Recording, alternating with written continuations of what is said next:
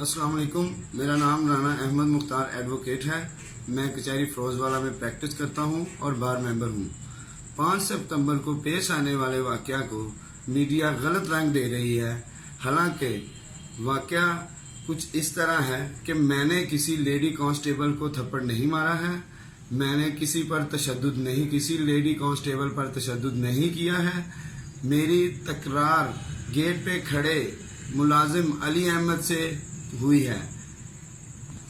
Ladies constable वहां पर मौजूद थी, लेकिन मेरी इसके साथ किसी किस्म की कोई तलह कलामी नहीं हुई है। एसएचओ रफीउल्लाह नियाजी और डीएसपी मलक यकूब अवान ने सोची समझी साजिश के तहत लेडी कांस्टेबल को अपना मोहरा बनाकर मेरे खिलाफ इस्तेमाल किया।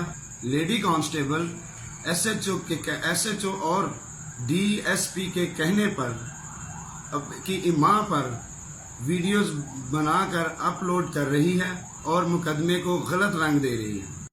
अदालत पेशी के मौके पर एसएचओ रफीउल्लाह नियाजी ने मेरे ही मुकदमे की मुद्दइया को हथकड़ी पकड़वा कर मुझे अदालत में पेश करवाया, जो कि कानून की खिलाफ वर्जी है, और ताकि वकीलों की तजलील की जाए।